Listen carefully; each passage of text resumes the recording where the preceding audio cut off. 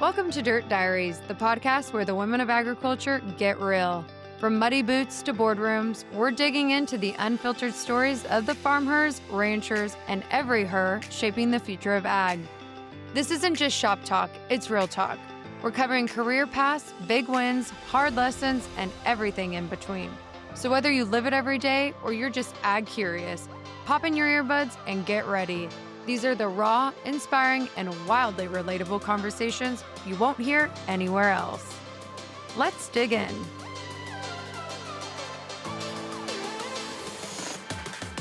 Hey y'all, welcome back to Dirt Diaries. Today's guest is the one and only Brandi Buzzard. Cowgirl, rancher, mom, writer, speaker, communications pro, and self-employed powerhouse who somehow manages to rope steers, raise daughters, and spark meaningful conversations in the cattle industry. In this conversation, Brandi opens up about her journey, from her early days freelancing and blogging to her time with NCBA and Red Angus. We talk about why she uses her voice so boldly, how she navigates change, and how she learned to stop waiting for opportunities and start creating them. We also get into some fun things, like teaching her daughter to drive the feed truck, junior rodeo memories, the Chiefs' terrible season, and why grilled cheese in the horse trailer tastes better than almost anything. Brandi is real, raw, brave, and deeply committed to making the industry better than she found it. I can't wait for you guys to hear this one. So let's do it. Let's get dirty with Brandi. Well, we're just gonna kick it off. Brandi Buzzard's here on Dirt Diaries with me. Brandi, you and I go, I like to say way back, but we do. So? I mean, you and I have known each other for quite some time, but for our viewers and our listeners, give them all a little insight into who Brandi Buzzard is. Brandi Buzzard is not tech savvy. I'm trying to plug my cord into my computer so my internet is better. Yeah, we have known each other for a time. It's been like, I don't know, like 8 years. I mean, that seems like a long time. That's a long time. Yeah. Brandi Buzzard is, I can't talk in third person. I am a cowgirl and rancher. I'm a mom to two wonderful daughters. My husband and I own a purebred Gelbvieh and balancer operation. Self-employed communications contractor and public speaker, like a lot of everything, a little of everything, I guess. So, yeah, that was the least eloquent answer I probably have ever given about myself, but there you have it. It's not true. I mean, probably so. I would say you as a person, and then you have so many accolades that follow that. You as a person, though, you know, who you are and your makeup and like everything you bring to this industry is really refreshing. I've had you on panels, like we've done interviews, and you have always been such an advocate for this industry. But aside from just being an advocate, you're an educator as well on a lot of, I would say, areas in this industry. Go into that a little bit and kind of why you feel it's so important to share your story and let people know what it is that you do personally in this industry, but what the industry means overall and as a whole. Well, for me, I mean, I think, you know, I look at the beef industry, and we're such a, you know, agriculture in general is such a proud industry. Like, we're proud of our heritage and of the hard work that we do. And, but there are also some things that, Kirby, I hope that we're going to have to edit. Sorry. You're great. Live. I'm trying to think of how to say this. Okay. I'm going to take a beat and stop, and I'll come in as if you just asked me. Man, this is hard being on the other side of this. When I'm hosting, when I have like a script.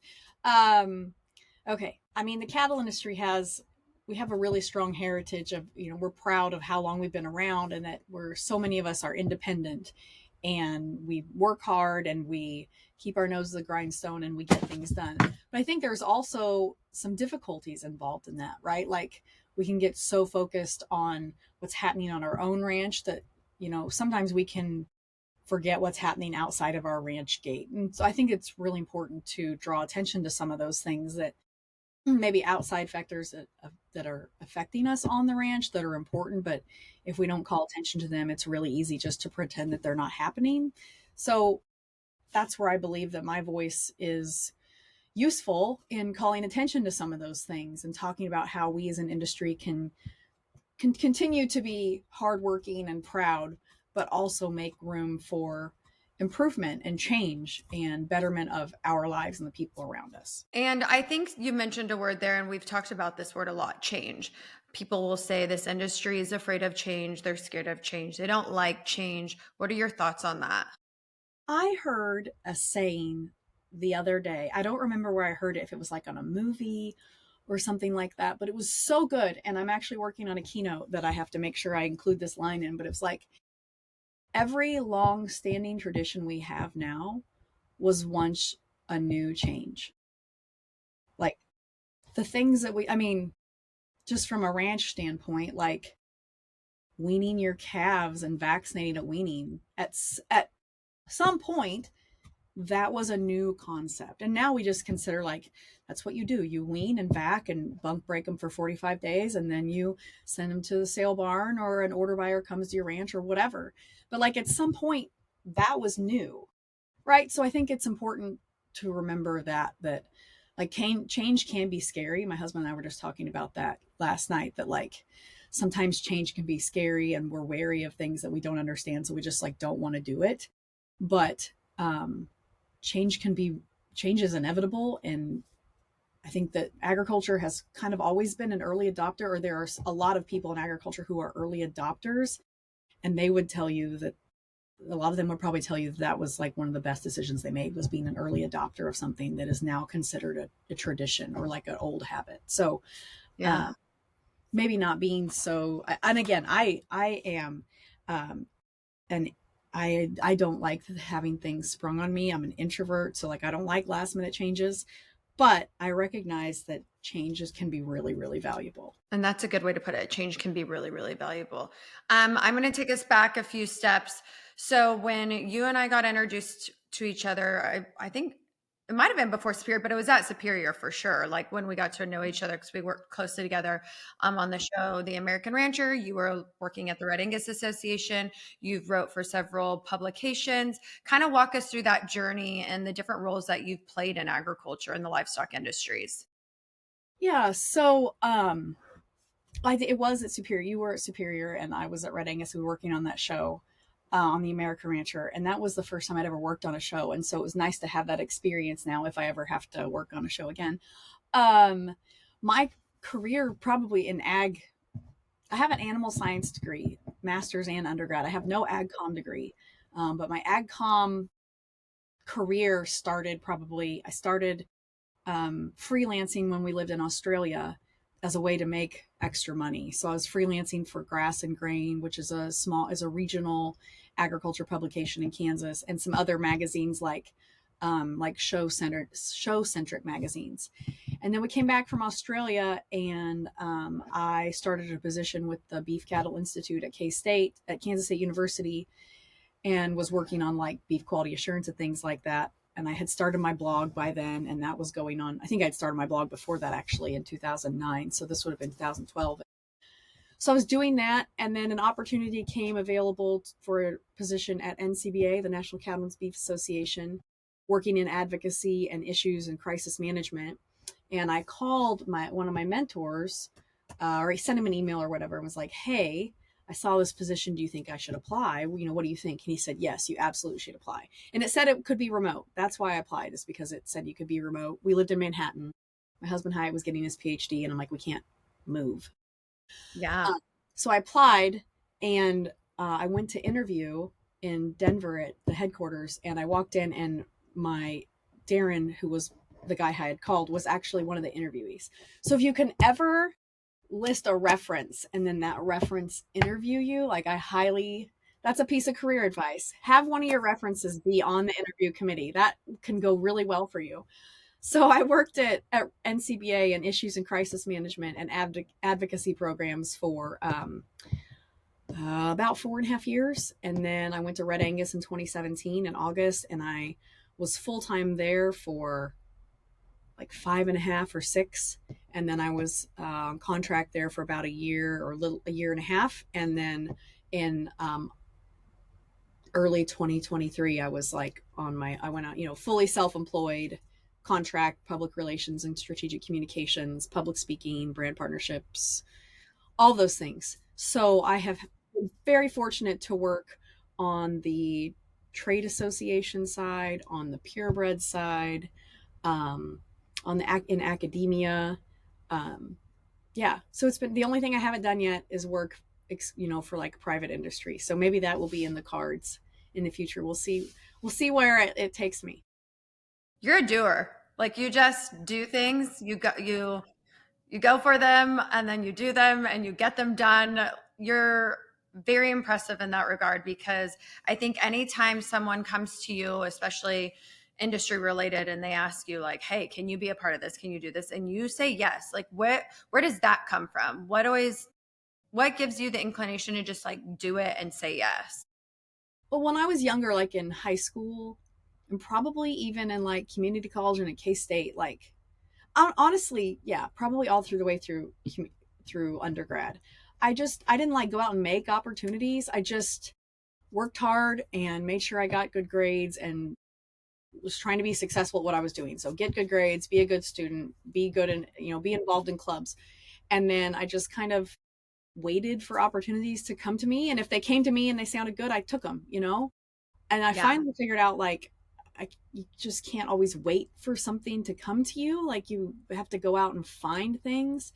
And I remember what led me to where I am, like the really jumping off point of what led me to where I am now is I went to a retreat. It was the Rural Rooted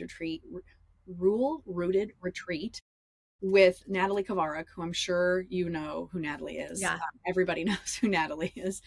And I remember talking to her. We were sitting there and I was telling her, we were talking about being full-time or something. And I was saying, well, I couldn't do all this and keep my job or quit my job or something. She's like, why can't you quit your job? And it had like never occurred to me, like, I don't have to have an 8 to 5 job. Like that isn't required of me. Like I can do what I want and make money. And I remember she said that to me and I was like, I guess I can. It had never occurred to me that I could just leave a full-time job without going to like another full-time job, right? That's not the house. That's not how I was raised. My parents to this day have always had full-time jobs and are successful in those, but they're not self-employed. They're very good at what they do, but they're not self-employed. So it had just never occurred to me. And then I at that retreat, by like the time we were going to leave, I had like set these goals, and there was like a whole big book. I have it on my desk of like, I think it's called the Ikagi. It's like a Japanese mantra thing. And I like had written down like be fully self-employed or leave my job, my full-time job by 2024, go contract only or something like that. And so I went home from that. That was March of 2022 and busted it and really kind of like dug in and devoted myself to like growing my social media more than it was and like really doing that. And I a whole year early, I left full-time employment and just went contract only and things like that in April of 2023. So I did it a year early. It's terrifying being an entrepreneur and self-employed. It's freeing, but it's also terrifying because like you and I were talking earlier on before we started, like, this is the time where self-employed people like right now are worried about what the new year looks like, right? Like, what is next year going to look like? Am I going to have to go get a full-time job? Am I going to be able to, pay for my kids' junior rodeo fees, things like that. So it's terrifying, but it also is, I right now, I don't really want to go back.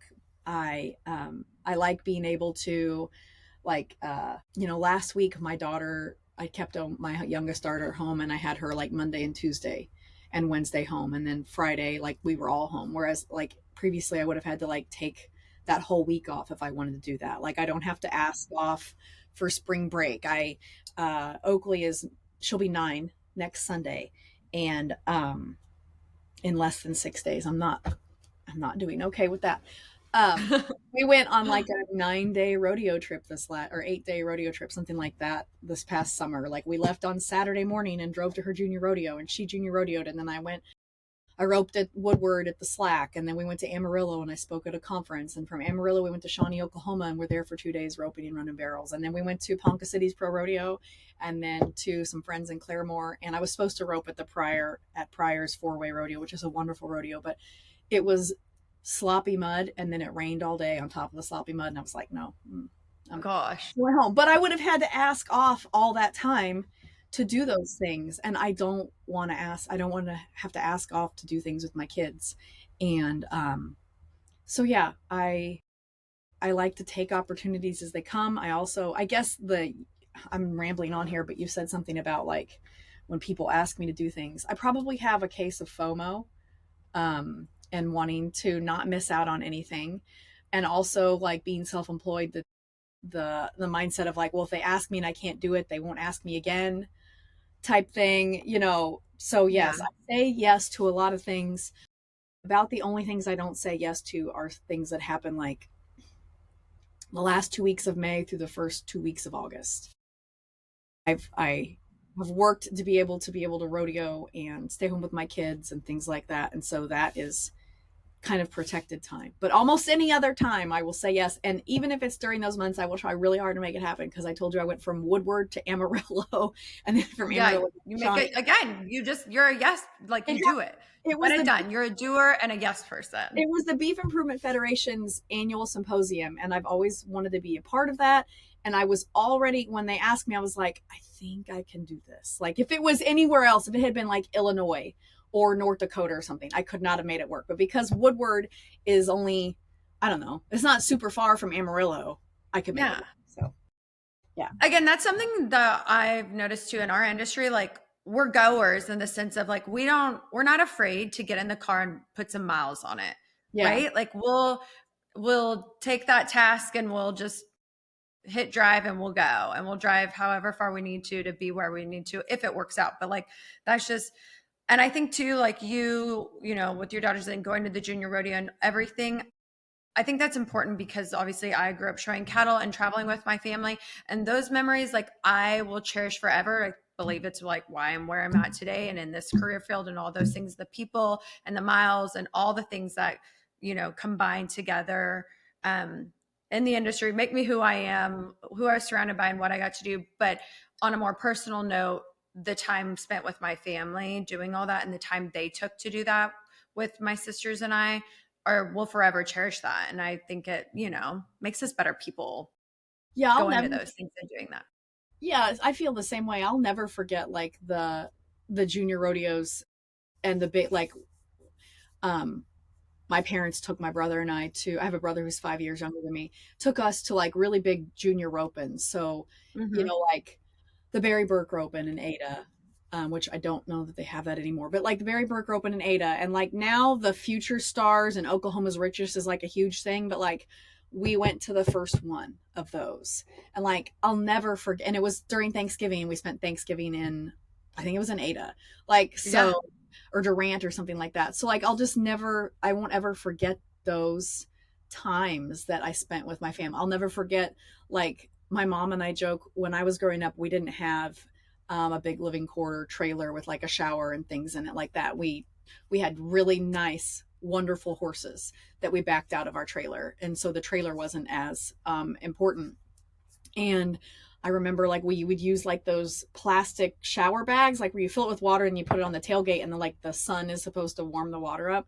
And like me being stuck in the trailer because the water bag ran out of water, and I'm like yelling for my mom to come and help me because the water ran out. I didn't have a towel, and she was trying to put horses away and deal with my brother and I, and like I'll never forget those kinds of things because fun that you're doing that now with your family. Like you're making these memories with your kids. Yes, it's a lot of fun. I will say we do have a shower in the trailer. So that was and we did, once I was in high school, and we did have a trailer with a shower then. But like when we first started, when, it was like 13 or something like that. But yeah, it's a lot of fun. My daughter, the 9-year-old, thinks having a stove in, just like a 1-burner stovetop in our trailer, and is the coolest thing. And I don't want to give people the wrong impression. I don't have like a 50-foot 5-horse trailer with like slide outs and things like that. But it has like a basic, kitchen. And she thinks the stovetop and that I can make her a grilled cheese in the trailer is the coolest thing. And so I hope she never forgets that. Like, you know, eating sloppy joes and grilled cheese in the horse trailers. That so Yeah. much. On a more like industry side of things, I know you talked about trade and everything. Can we talk about where our industry's at right now and where you think it's going? And I don't know, just, I mean, exports, imports, I mean, trade agreements. I don't know. I mean, what are your thoughts?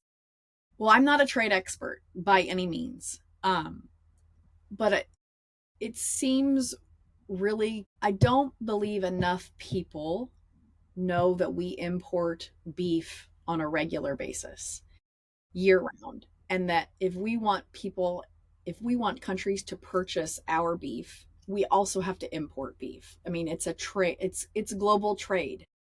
That's the definition of the word. You have to have imports if you want to have exports. And so on a regular basis in United States, we import between, like, it's been 10 to 12, but like last year and this year, it's been closer to 14. We had a drought, a couple years drought. We have the lowest cow herd in 70 years. We have to get some beef from somewhere. And we're not going to grind up our super high, well marbled steaks for hamburger. And I think that probably is the one thing that gets overlooked the most is we import lean trim because we don't have enough lean we don't want to grind up our really high quality steaks so that we can have enough ground beef for McDonald's and Wendy's and Burger King and Whataburger, whatever your favorite fast food is. That's where most of our imports come for, is ground beef trim that we mix with our fat. We import lean trim and mix it with our fat, and that's the ground beef for hamburger or for fast food.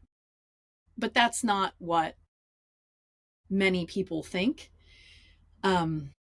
And unfortunately, some of our loudest critics of imports have large platforms. So that's unfortunate when facts are ignored. But yeah, we export high quality cuts. We export a lot of offal, OFFAL, to country because we won't eat it here. Like, I have no desire to eat beef tongue or beef liver. Every time I get a half from one of our cattle that we keep, I don't know what to do. I don't cook the liver. I don't want to eat it. Yeah, no. Yeah, so like we export that because we're not going to eat it. And if not, it just goes to waste. And then that kills our sustainability story and things like that. So if we can send, sweetmeats and tongue and heart and liver to other countries, because that's part of the culture of those countries is specific recipes and enjoyment of those cuts, why not do that and get more money for ranchers in their pocket for it? So those are my thoughts on trade. I've simplified it greatly, but you can't have imports without exports and vice versa. The word is trade. The word is trade. Do you think it's dividing our industry a little bit right now? Do you think like people are like you're either? I mean, I know there's a lot of there's always instances where there's always something going on, right? Where people are on this side of it or on this side of it. But do you think right now, like, this is a big thing where depending on what size of producer you are or how, where you're located in, the US, do you think it's really dividing people? I don't really know. Yeah. I can say if you don't want your meat exported, send it, don't sell it at an auction market or let it go to a feed yard, like a large feed yard, Cactus, or I'm not discrediting feed yards. I'm just saying that beef is going to be, some of those things are going to be exported. If you want to make sure that your beef is staying in the country, sell it yourself, I guess. Yeah. Which has its own difficulties, right? Like, right. Can of worms, Kirby. I know. I follow a gal, I'm friends with her on Facebook, and she works in the meat processing industry, is firmly implanted in it, and speaks with a lot of knowledge and also puts things very directly, which I admire a lot. Particularly, sometimes women are not allowed to be direct and or not necessarily allowed. It is looked down upon when women are direct in agriculture and are not like, please let me talk and take up space like that. That's frowned upon. And she doesn't care, and I love that. And so she explains like, okay, so you want to open your own meat processor. It's not just I can sell steaks and ground beef. It's not just that. What are you doing with the fat, or the tallow, or how are you going to render that? What are you doing with the hooves and the hide? What are you doing with the offal? Like, anybody can sell steaks and ground beef and roasts. That's not the hard part. What are you doing with, getting audits and your USDA certification, like, and, in slow seasons and employment, like anybody can sell beef, steak and roast. What are you doing about all the others? And she's just explaining like, it's not just that. There's a lot besides processing. So she explains a lot of really good things, and I wish more people read what she wrote. So her name is Catherine Miller, if you'd like to go Catherine Miller. Mm-hmm. Kathryn Miller. Yeah, we like that. Yeah. There's a lot of women who you're kind of on, I would say, the forefront of this. But speaking of women and speaking up and using their voice and not really, letting people say, oh, wait till it's your turn, or hey, maybe pipe down. You have had no problem, whether it's writing for publications, like I said, doing your own blog, or again, advocating, speaking, across the country about different things. Why do you think that is? Why have you just been like, you know what, this is my voice, this is the industry I care about, and I'm going to speak about it? I don't really know how to shut up. I don't know. I feel strongly about things. If I feel and I have a real disdain for misinformation and just flat out lying. And so if I see something that's just so stupidly wrong, like I just have a hard time scrolling by or not addressing it. I have learned I don't need to go to I don't have to attend an argument that I wasn't invited to, which has helped my mental health a lot in terms of online. Like, I don't need to chime in. If I'm not tagged in it or it's not about me, I don't have to chime in all the time. Sometimes I will chime in, but that doesn't mean I have to. But yeah, I don't know how to sit idly by and not use my voice.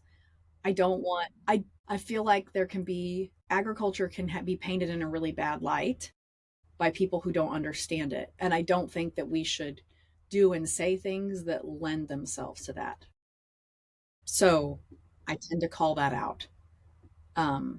And that, I'm sure that hampers my ability to get work sometimes, but I don't believe in changing who I am just to make other people feel comfortable. Like, do I need to be I need to work on self-improvement. I can always work on being more empathetic or being more thoughtful. We all can. Words I use, yes, but I'm not going to change like my core tenets of honesty and loyalty and telling the truth and being authentic. I'm not going to sacrifice those things to make other people feel comfortable. It's so cliche, but like, I don't know if I've seen it said by Trisha Aldridge or one of 100 other people, but like, if I'm too much, then I guess you can go find less. I've seen that said. So I don't know that completely applies to me, but I can't sit idly by. I've built this platform. I feel like I should use it to improve myself and to try to make a difference. And I think that's what you're doing. And I think too, going back to obviously your blogging days and how you've seen social media, how you've seen the digital and creative space evolve. There's obviously so many different social platforms now. I mean, again, when you started, there was like Facebook, right? And then obviously Instagram was slowly coming around, and it is what it is today. And then obviously X, formerly known as Twitter. I mean, now we've even got the TikTok, we've got it all, where everyone's getting all their information from so many different platforms. And I think it is challenging in our industry to keep up with educating people and letting them into this lifestyle in a positive way when there's so many different areas they're gravitating towards to get it. And there's so many different people who are speaking on our industry that are not a part of our industry. What do you think about that? It frustrates me when people who aren't involved in beef or cattle make statements about it, before we had cattle, before we started our operation, I spoke a lot about, I didn't have story to tell about what we do on our ranch. So I would share articles and kind of like lift up other voices who did. I would say, check out this farmer that does this with these pigs, or, things like that. And I would talk about things that I could speak about, like animal welfare and ag issues types things, because my master's is in animal behavior and well-being. So I felt like qualified to talk about that. But people who have nothing to do with agriculture and beef and meat sharing their thoughts on it or telling people this is the way it is, like, I have a big problem with that, because it's something that you have to live to really know what it's like.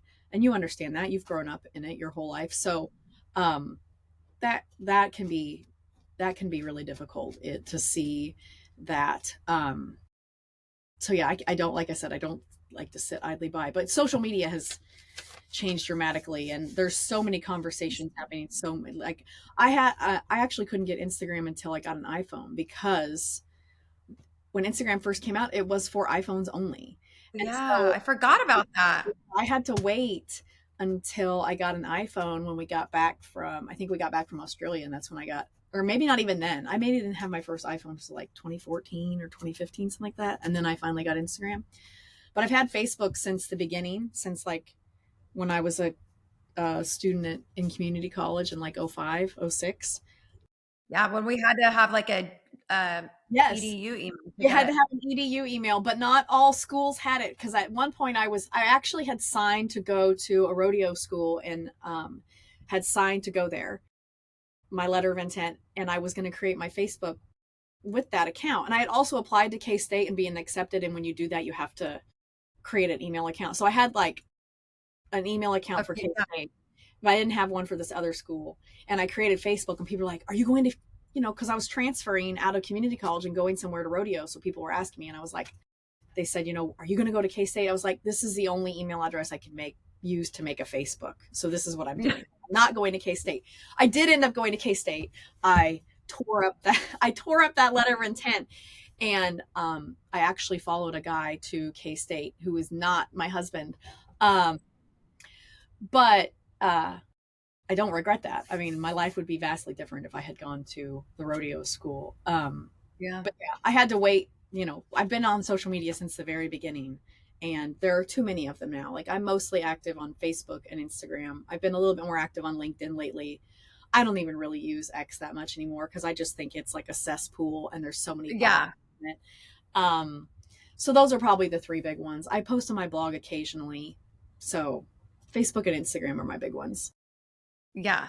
And it is crazy because, I remember Twitter just used to be so different when it started. And Yes. I don't use it anymore either, because again, I've found myself at one point, like, just looking and then getting so many like headlines of different things. And I'm like, I don't even know if this is accurate. This is not even a source. Like, everyone on there then became like a reporter or a journalist or, an expert in something. And I'm like, I like news, obviously. I went to journalism school, that's like my thing. And I'm like, oh gosh, this is like not even credible. So for me, I personally was like, I have to step away from like feeding this information to myself, because then I'm like, my thoughts are all over the place. I use it for late breaking, like if I want to see what late breaking NFL news is happening. Yes, that's smart. Like, that's where I go. And if something happens, like if there's world shaking news, it's usually there very first, and then it shows up to Facebook shortly after. So I use that. But when the Chiefs aren't sucking the way they are right now, I do a lot of trash talking about the Chiefs, or in favor, like trash talking other. I get it. But I can't do that right now because we are 6-6. So, well, we all have our moments with our teams. I'm a Niner girl, but I have a lot of Chiefs friends, they're fans. And again, you guys have been good for so long. And the NFL is weird this year. Like I think we're going to see two teams that we haven't seen in it. And, it's an interesting year. There's a lot more parity this year. Like, there's no real front runners, big dogs like there usually is. And so that's very different. I endured from the time I have been a Chiefs fan my whole life, and I have endured a lot of bad football up into the year of like 2013 or 14.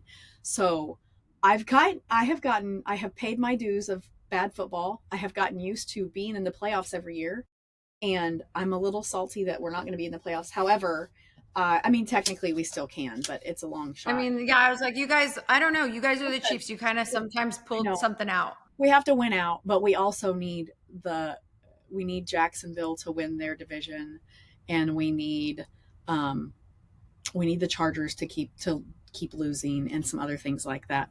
But usually we have to deal with the stress of like, okay, if our daughter's junior rodeo is on the same weekend as a Chiefs playoff game, like a home playoff game, what are we going to do? Like, how are we going to swing this? And the Chiefs, 2 weeks ago, I was like, well, we're not going to worry about it because the Chiefs are not going to have a home game whatsoever. We're not going to have a playoff game probably at all. So it's kind of a non-issue this year whether or not we're going to miss any football games for junior rodeos. So yeah, that's one stress off my list, I guess. I love that. Like, that's the stresses is like, oh my gosh, the Chiefs, are they going to be in the playoffs, or are we going to get to go this junior rodeo? Yeah. Like, who knew? Yeah. Well, we have who knew, Brandi? That's like what you really stay up at night thinking about. I should have prefaced that. We have season tickets. So like, are we going to be able to go to the game? Or are we going to have to sell the tickets? Yeah. We're going to be at a junior rodeo. That's been the stress. And so far we have been fine. This year, that will not be a stress at all. That is a small stress in my life. So that's kind of nice to have a small one gone. But I guess I just needed to throw that, like, it's not like we need to miss a junior rodeo so we can watch it on TV. Like, that's not what I meant. Hey, well, no, but it's good to have, again, it's the hobbies, and it's good to have interests like that outside of, just, I don't know. It's good to have all that. Okay. We have some games we need to play. Okay. So this one's called Ranch Life or City Myth. So I'll read statements and you'll say if it's true of real life or just a misconception. Okay. This one is all ranchers ride horses every day. That's a misconception. I mean, city myth. Yeah, I agree. Yeah. I mean, I ride them quite a bit, but it's not necessarily because of ranch work. So yeah. Cows are bad for the planet. Well, I mean, that's obviously a myth. Do I need to go in to explain that one? No, you don't. Ranchers don't care about the environment. Also a myth. I hear that. Yeah. I mean, I don't know who cares more about the air I breathe than me. I live here in this corner of the United States. So, yeah. Yeah, and that's what we always say. I'm like, they're the best stewards of the land. I mean, and resourceful, they care about the environment. They are also environmentalists, like they, and activists. Ranch kids learn to drive at age 10 or before. I think that's probably fair. I don't know that is a sweeping statement that every kid does, but like I taught Oakley to, she's the one who'll be 9. She knows how to drive. We did our first intro to driving the feed truck because we were burning pasture, and I had the sprayer on the back, and I just wanted her to like drive down, like in this pasture, just drive this way. And so she was driving and I said, stop. And so she's got the general idea. So I would say that's probably, by the time she turns 10, that'll probably be true. Yeah. I mean, I think those are valuable things. I learned to bale hay before I was 10 because, again, like, I don't know. I think that's just, you learn that stuff when you're on a farm or a ranch. Like when you're, driving the tractor, you got to help, however it works. Okay. Most ranches are owned by corporations. Well, it just depends on how people do their taxes, because a corporation is a tax designation. Like Hyatt and I, we could make High Bar Cattle Company a corporation if we wanted to. That's not how we run our business, but we could. So false, but maybe true. But also a corporation is a tax designation. It's not an indicator of. So it could go either way, I guess. Yeah. It could go either way. Ranch women are just behind the scene helpers. If you take the word just out, that is true. But there are also other things that we do. Like, behind the scenes, I am working on our books this week because our tax meeting is next Tuesday. I really hope our accountant tells me that I need to go buy a new iPhone for taxes this year to like, as a write-off, because I've had the same one for over 4 years. So I really would like to get a new one this year. So Yes, we do a lot behind the scenes. We also do a lot on the front line. So I think if you take the word just out, it can be true and not be limiting. Okay. This is called TikTok Talk Back. So I'll describe a viral ag video or trend, and you tell me how you would, or if you already did it, address them in a post or a video. Oh, God. So obviously Not it on could be for TikTok. Facebook, Instagram. I know that's what I'm like, it could be Facebook, Instagram, all Okay. the things. But the trend, drinking almond milk for the planet. So just break down how you'd compare dairies, nutrient density to local sustainability, all the things. Like, how would you handle that if like that's a thing? Like if you had to do a post on drinking almond milk for the planet. I would probably do like a talk to camera thing that says, "Psst, come here. Almond milk is not milk. Almonds don't make milk. If you drink almond or oat milk or another kind of plant-based milk for your dietary restrictions or guidelines of your personal choice, that's fine. But it's not milk. It doesn't have the same nutrients, and it's not any better for the planet." So that's what I would do. Almond milk, I've had both almond and oat milk, and they taste like cardboard. Is the way I thought. And I went to I didn't willingly try it. I ordered a chai tea latte in the Kansas City airport, and as the guy was making it, he was like, "We only have oat milk. Is that okay?" And I was like, "That'd been helpful to know before I paid for it, and you were making it." Yeah, you're like, I would have loved to know I mean, that. it had to be okay because I needed the caffeine, and I had waited in line 20 minutes. But it doesn't taste like real cow's milk. And I get people have dietary restrictions, or they make their food choices for the reasons they do, and that's totally fine. That's one of the most defining things about the American agriculture, is that there is a product for every person. I But like that. That is so not, true. yeah, it's not the same nutritionally, it is not the same flavor wise, and it is not, the alternative milks are not a solution for whatever climate impact that dairy has. I like that. Okay, this is a meme gone wrong. If you eat meat, you don't love animals. So give your go-to line for busting this myth, or share how your family, you might even share how your family raises animals. I don't know. What would you do socially with that meme? Person can tell me that I don't care about my animals. What I do, probably do another talk to the camera with like a hook that's like if this is a phone, stop telling people they don't care about their animals just because they raise them for meat. You can tell me that I don't care about the animals just because I raise them for meat when you come and do a post on my favorite cow that died of cancer and sat there next to me as I bawled about it. Then maybe you can have an idea of what it's like. So I think a lot of ranchers treat animals better than some people are treated. Most people. So I'm like, yeah. I would agree with that. Yeah. Depend, like with your horses or your animals. I always say that because, and one of the reasons I say that is because they get fed on any holiday, any day before typically the person gets fed before themselves. So, yeah. No, for sure. My husband was out the door over Thanksgiving break while I was getting children up and organized, and he was out feeding silage and stuff. So absolutely. Yep. There was a time that I was doing that, but with 2 kids. Yeah, but hey, again, ebbs and flows, seasons of life, right? Yeah. Information. Beef takes 1,800 gallons of water per pound. Yes, that's a false. Am I supposed to say true or false? Well, no, you don't have to, but obviously that is false, but like if you heard that on social media, how would you combat that on social media? Well, I would first point out that number was false, and that it's more like 440 gallons, which sounds like a lot until you realize that most of that water is water that comes from like rainfall and natural water, bodies of water, like lakes, your ponds or whatever like that. It's not groundwater pulling from a well or from the water tower or whatever like that.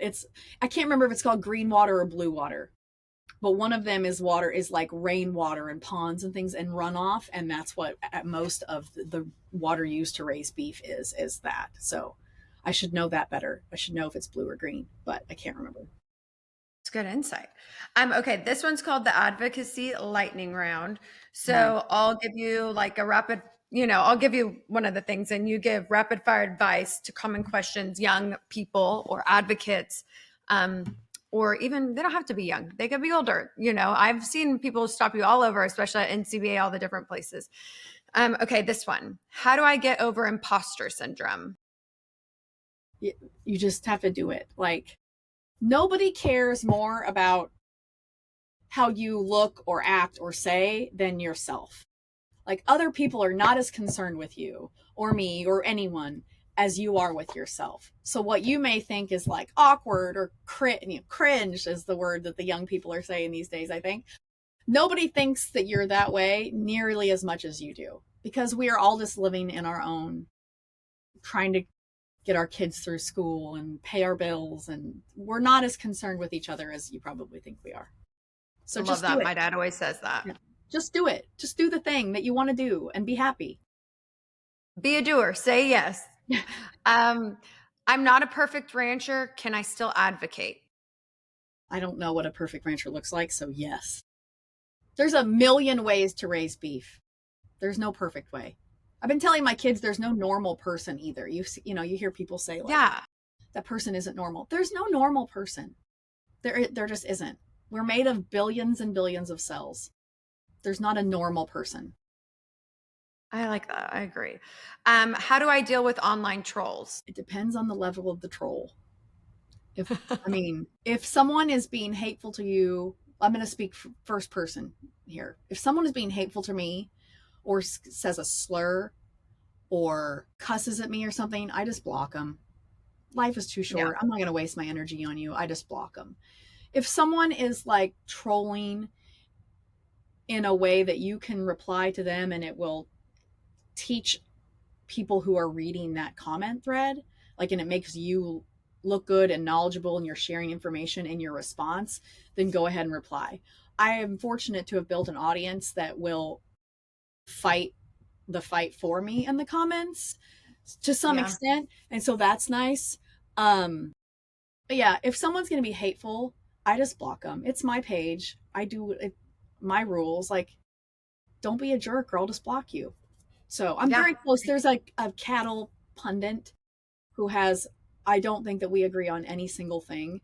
And he hasn't said anything so hateful and rude yet to make me block him. But I'm so annoyed by him that the next time he speaks up on something, I probably will just block him, because what I've been doing is hiding his comments so that nobody else can see the ignorant things he's saying. Only I can, but I'm pretty close to blocking him just because he seems like someone who only has negative things to say. And life is so short to just be negative all the time that I just don't want that in my life. So, yeah, I heard this thing. I was actually reading something, I should say. So I didn't hear it. I was reading it. And it was this lady, and she said, peace over presence. And then she went to explain, I have chose, when it came to like the digital space, she said, I've chose peace over like putting my presence on some of, topics, issues, responding, etc., or I've removed their presence for my peace. And I'm like, I like that. Like, that's, you got to do that. Yeah, absolutely. Like, absolutely peace. The things that people say about on my Facebook page or whatever, and my back and forth them, should not keep me awake at night. So I also will not, it occasionally will happen where someone will come on like in a comment thread on something I've written and say, well, what about this and this and this? And I'm like, we're not talking about that. If you want to talk about that, you can go to your page and talk about it with your followers. I'm talking about this on this page now. And because it's my platform, I get to decide what I talk about. And that's not what we're talking about today. So I also, as I get older, I am also I don't give a flip is getting stronger and I think about 35 is when it really like kicked in. And I'll be 40 in April, and it like every year it just gets stronger and stronger. Like, I just don't. I mean, I care greatly about agriculture and cattle and rodeo and this lifestyle, but I also don't care if you don't like my viewpoint, and then That's not always a me problem. Sometimes that's a you problem. If you don't like the way we wean and back our calves, that's a you problem, because we're doing that based on my husband and I who have advanced degrees in animal science, and our veterinarian, the multiple veterinarians, is what we think we should do. So if you don't like what we're doing health-wise with our cattle, I guess you're just going to have to deal with it. You're going to have to get over it or die mad. Those are your options. Yep. Those are your two options. That's great. Your option is everything. If somebody offends you, literally your option is get over it or die mad. Or find talk about it with your therapist. I'm a big proponent of therapy. So talk about it with your therapist, figure out a way to process it. But like, your problem is not always my problem. Yep. I just looked at the time. I'm like, we are running out of time. But before we do, because I'm like, I feel like you and I could talk about so many different things. Oh, man, I'm so sad. So we might have to do this again. But before we wrap up, I like to ask this question. If you had a diary, which I'm sure because you are a writer as well, you do. But since this is Dirt Diaries, if you had a diary that you could write a journal entry in, or just a diary note in, for your children to read, for your daughters to read, like what, when they grow up, what would you want it to say? Man, I have a slide in a PowerPoint that is exactly this. We get one life, one shot down here. So why would you not spend it chasing the things that fulfill you and make you the happiest? Like, if you have one life, don't spend it being miserable or unhappy or not taking the chance. So just do it. Because the worst that can happen is that somebody tells you no, or it doesn't work out, and then you just try again in a different way. I love that. That is so great. Well, again, Brandi, I feel like you and I could talk forever. I mean, I told you I wasn't tech savvy in the beginning of this, and my light went out halfway through, and I'm like, well, it is what it is. I don't even know how to work it.